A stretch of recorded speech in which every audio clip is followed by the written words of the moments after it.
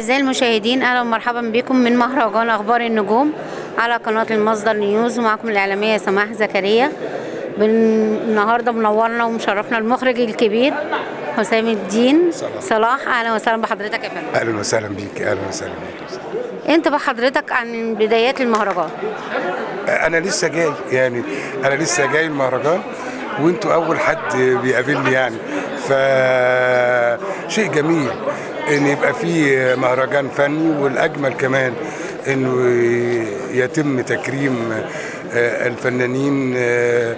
الحدث الفني بيعكس قد ايه احنا مجتمع مثقف، مجتمع بيجدد من اشيائه، وبيساعد على التنافس وعلى ان الناس تجيد في اعمالها عشان تتكرم وحاجات كده حضرتك اتكلمنا عن أعمالك اللي هي طبعا معروفة منها رايا وسكينة، فحضرتك اتكلمنا. والله رايا وسكينة دي بالذات اللي انت ذكرتيها دي كان تجربة جات لي فيها انتصار وبدرية. رفضت في البداية، ده سر بقول. رفضت على اساس ان انا خفت من المقارنة، بتقارن نفسك بحسين كمال. وبعدين وحتى انا قلت الانتصار والبدرية، قلت له لا انت شادية ولا انت سهير البابلي ولا انا حسين كمال، لا انا مش هعمل المسرحية دي. وفعلا نزلتهم من البيت عندي رافض العمل. فاتصلوا تاني، احنا مش عاملينها زي ما انت زي اللي فاتت، احنا عاملينها مختلفة. وقعدت متردد جدا 6 اشهر وانا خايف اقبل التجربة وبعدين جالي مصطفى سالم الله يرحمه، وهو المؤلف، وهو كان وجوز بدرية في نفس الوقت، وراجل كان مساعد مخرج ليا زمان في اعمال كتيرة، وانا كنت بحبه بحترمه وبقدر حبه الشديد للمسرح فقرالي النص وقال لي على وجهة نظر جديدة انا ما كنتش مش موجودة في النص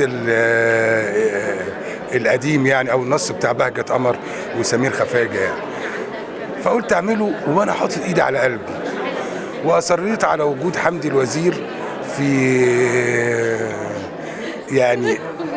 في رايا وسكينة. وهم ما كانوش عايزينه في الاول لاعتبارات مش فنيه، لاعتبارات انه هيسكنوه، كفايه المخرج جايبينه من القاهره فهيكلفهم الاوتيل غير اجره، هنجيب كمان حمدي الوزير يكلفهم الاوتيل، فكانوا عايزين فنان من اسكندريه. فتمسكت وقلت من غير حمدي مش هعرض الروايه. فجابوا فعلا حمدي الوزير، وابتديت اعمل الروايه دهيت وانا خايف جدا. حقيقه كان مفاجاه ليا ان انا اعرض 3 اشهر من غير اجازه، ويوميا الايراد هو ايراد ضخم ومكاسب واقبال جمهور، مكسب مادي مكسب فني. الممثلين كلهم كانوا في افضل حالاتهم. حمدي الوزير كان رائع جدا، بدرية كانت رائعة، انتصار كانت رائعة، رضا إدريس كان رائع.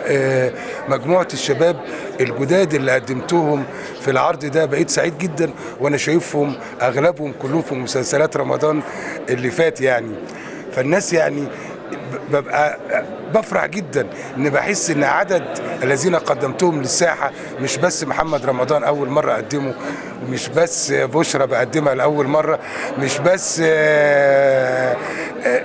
الممثلين الكتار اللي قدمناهم، لا ده احنا لسه مستمرين، ولسه لغايه امبارح انا بقدم ممثلين وبشوفهم في المسلسلات في ادوار مميزه، وبفرح جدا جدا جدا لما بشوفهم نقول ده يشجع حضرتك ان انت تعيد التجربة في مسرحيات قديمة تانية؟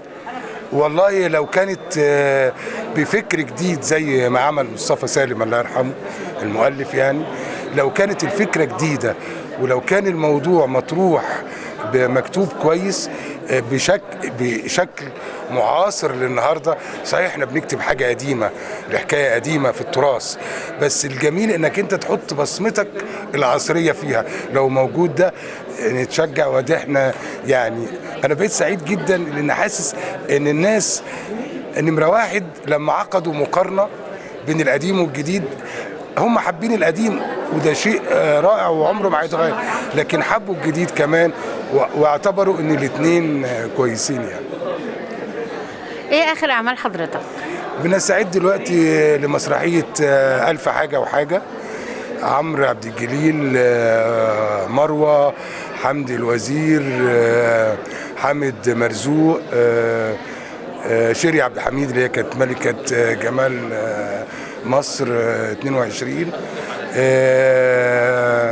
إلهام غزال من السعودية. عمل إن شاء الله بعد العيد بنعرضه في السعودية إن شاء الله.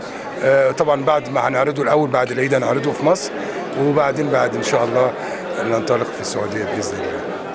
بنتمنى لحضرتك كل التوفيق والنجاح طبعا. شكرا لحضرتك. ميرسي ليكي وكل سنة وانتم طيبين. شكرا.